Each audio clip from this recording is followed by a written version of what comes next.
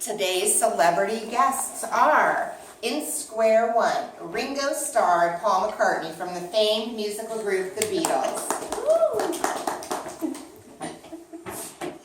In Square Two, we welcome the royal couple who are taking time out from their duties in England, the heirs to the throne, the Duke and Duchess of Cambridge, Prince William and his wife Catherine.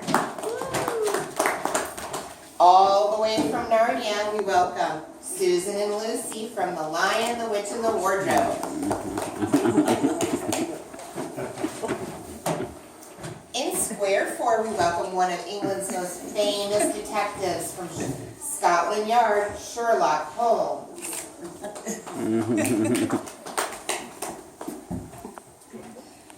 In Square Six, we have David Beckham, international football sensation from England, known for his kicking skills.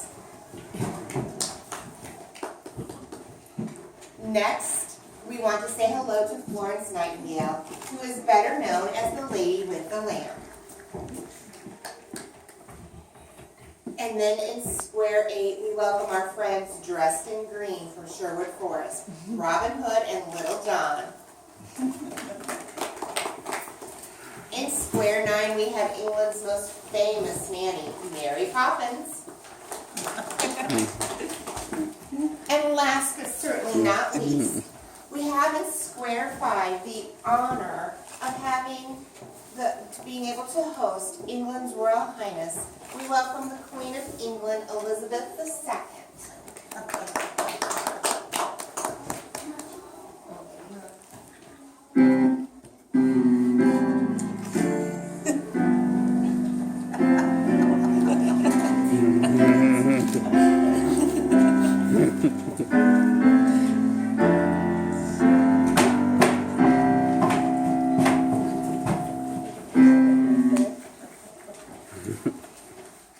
And now I'll turn the show over to our MC of the evening, Henry Tudor. Henry hails from Oxford, England, and he's an upcoming star of the big screen. Please join me in welcoming Henry Tudor. Hello, my friends, and welcome to another episode of England's most favorite game show, London Squares, where contestants try to win a noughts and crosses game by asking British celebrities questions. I'm your host, Henry Tudor. We are live from the Regal Theatre in Piccadilly Squares. Let's meet today's contestants. In the cross booth from Liverpool, we have Clive Doolittle.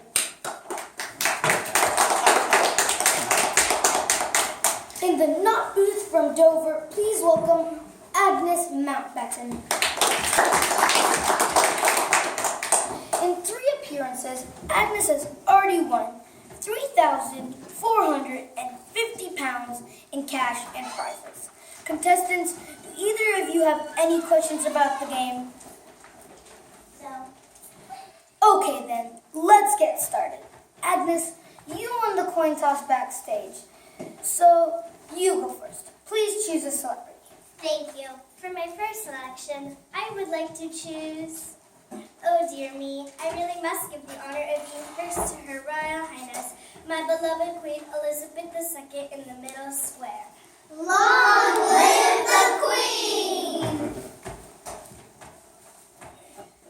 Greetings, Your Royal Highness. Here is the question. Where do you make your home?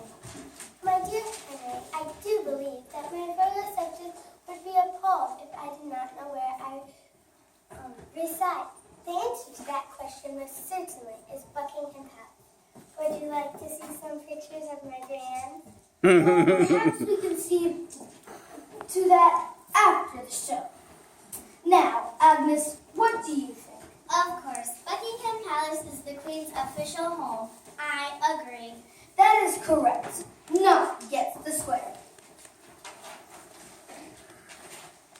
It is now your turn. Where do you want to go? Thank you, Henry. I'm going to go with Square 4, the very mysterious Sherlock Holmes. Okay, Sherlock. In most parts of the world, people who live in the United States are referred to as Americans. But in England, what do we call residents of the United States? Well, Henry, I'm not sure. I wish Dr. Walks were here. I believe that in our day we call Americans foreign, or just plain trouble. Something like that. But today I could be called them Yanks. Something to do with that silly song Yankee Doodle. Clive, what do you think? That doesn't sound quite right. I'm going to have to say I disagree. I am sorry. Yanks is the word that Brits use for residents of the United States. That's good for you, Agnes. Not gets the square. Okay, your turn, Agnes. Select a celebrity. Ooh, I'm going to have to go with that cutie international football star David Beckham in Square 6. I'm just crazy about him. Okay, Mr. Beckham. Here is your question. The 4 countries that make up the United Kingdom are England, Scotland, Wales, and Northern Ireland. Is this statement true or false? I think I know this one. I am an international football star. 3 of those are correct. Of course, England is part of the United Kingdom. Then, although my family and I now live in the U.S., we still have an estate in Scotland, so I agree with Scotland. Wales, I've kicked the football under Wales, so yes, Wales must be part of the UK. But I don't know much about Northern Ireland, except that leprechaun food. And I don't think that leprechauns are British citizens, so Northern Ireland can't be part of the UK. And based on my knowledge of it, I think the 4th countries are very different. So I say that the answer is false. Agnes, what do you think? I think I'm going to have to agree with the famous good-looking football star. He should know, after all, since he is famous. Oh, I am so sorry. The 4 countries that make up the UK are indeed England, Scotland, Wales, and Northern Ireland. Your turn, Clive. Please, pick a celebrity. I think I will go with the boys from my hometown, Ringo and Paul in Square 1. Hey, Jude. Clive, that's right. The Beatles got their start in Liverpool, England. By the way, that reminds me that Liverpool has the best submarine sandwiches with yellow spicy mustard. We all live in a yellow submarine, a yellow submarine, a yellow submarine. We all live... Well, thank you, but we must get on with it. So, chaps, as you know, Great Britain has a very distinct flag. The British flag is also known by another name. What is the popular nickname for the British flag? Okay, Henry, I know this. I believe that the name of our lovely flag is called the Union Jack. Maybe we'll write a song about it. It is a very catchy title. Union Jack, Union Jack, Union Jack.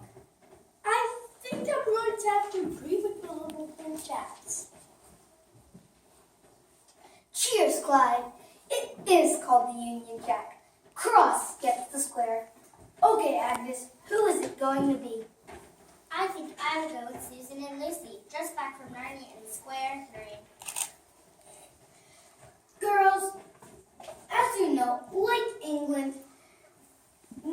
like Narnia, England is an island. To connect England to the rest of the European continent, the engineers built a tunnel under the English Channel. What is the name of this engineering spectacle? Well, Henry, I do prefer travel through the wardrobe. I have had the opportunity of traveling to France and back many times through this tunnel. Because the tunnel's underneath the channel, they are fully appropriately the channel. I agree with my sister that the tunnel under the English Channel is called the Channel. Although I prefer traveling through the wardrobe. It is much faster.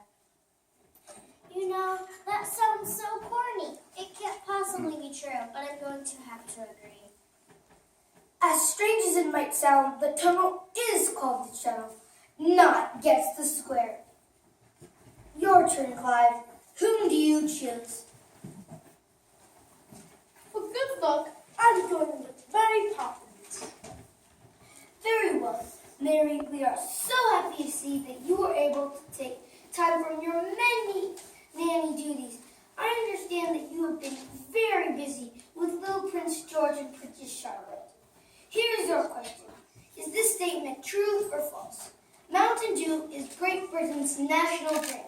Well, I do know a lot of many things. I know about chimney sweeps, dancing on the rooftops of London, and of course singing. And well, when I don't know what to say, I simply say supercalifragilisticexpialidocious. And I certainly believe that a spoonful of sugar helps the medicine go down, and Mountain Dew certainly has more than a spoonful. But I believe that the national beverage of England is in fact tea. I'm going to have to disagree and say that it is neither tea or Mountain Dew. I believe the correct answer is Gatorade. I am sorry, Clyde. Tea is the national drink of England. In fact, most Brits take a time out of each day to have a spot of tea with a scone, biscuit, or cucumber sandwich. None gets the square. Agnes, your turn. Whom do you choose? I'm going to choose the Duke and Duchess of Cambridge in Square 2. Let's see how much the royal couple knows about their own government, since one day they will be the king and queen. Here's your question. In the United States, laws and policies are made by senators and representatives that make up Congress. In England, laws are made by government leaders who are a member of Parliament. Is this statement true or false? Well, Henry, what a lovely question for the future king. I believe that I will let Will answer that question because his grandma is the queen and she will be so proud of him. Oh, yes. That is a jolly good question. As future King of England, I had better know the answer to that one. The statement is true. Those members of Parliament have great authority in England, more than I will ever have. Oh, God save the Queen. Agnes? I agree with the Duke and Duchess. The branch of the United States government that makes the laws is called Congress. In England, we call the legislative branch Parliament. That is correct. None gets the square. It is now your turn, Clive. Where do you want to go? I believe I must go with my favorite characters in Creed, Robin Hood and Little John. Very well, Robin. We are so happy to see that you have been able to make the trip to London from Sherwood Forest. We will be sure not to tell the Sheriff of Nottingham where you are staying while in London. Here is your question. In Wiltshire, England, stands a group of very large, old, rough-cut stones that are believed to be 4,000 years old and form strange circles. What are these stones called? Wow, that place is a long way from Sherwood Forest. I wish Maid Marian was here. She always knows the answers to tricky questions. Is it Rockledge or maybe Stone Circle? Oh dear, I just can't remember the correct name. Little John, honey, can you help me? I think it is Rockledge, Robin. I hid by those rocks once when Prince John and his henchmen were after me. Wow, they are big rocks. We'll go with Rockledge, Henley. I'm going to have to disagree. If I'm not mistaken, those stones are called Stonehenge. You are right, Clyde. Stonehenge is the name of that strange rock formation. Cross gets the square. Well, Agnes, it looks like you only have one choice left. Square 7 with Florence Nightingale. It is such a pleasure to have you with us today, Florence. Here's your question. The London Bridge, which was once spanned the Thames River, nearly collapsed in 1962. It was dismantled and removed to a new location. Where was this famous bridge moved? Oh, I have seen that bridge.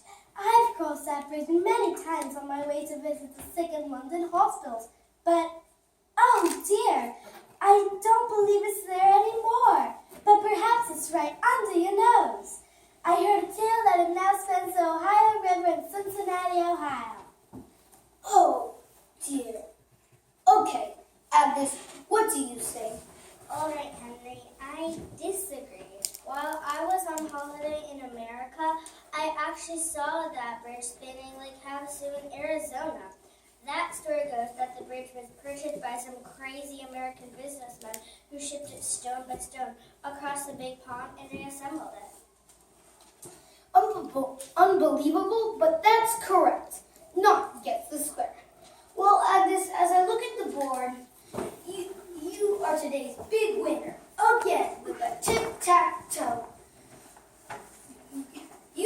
Congratulations, you have won an additional 2,000 pounds in cash and prizes. A year's supply of the world-famous Fred's Fish and Chips. 2 tickets to see Wicked at London's famous Regal Theatre. And a romantic evening for 2 down the Thames River. And the Queen has graciously thrown in an autographed family photo. And Will and Kate have invited you to high tea at the Kensington Palace with Prince Charles, his wife Camilla, along with England's most eligible bachelor, Prince Harry. And that's all the time we have for today. Tune in next week when Agnes beats her new challenger, Victoria Pickering, on England's favorite celebrity game show, London Squares! Oh, wait. Dear subjects, this has been a jolly good game. And for our live audience here at London's Piccadilly Square, thank you so much for coming to see us. You have the unique opportunity of meeting the royal family as you leave the classroom. Choose now. Oh, and if you would like to weigh it out, you may take a peek at my grand.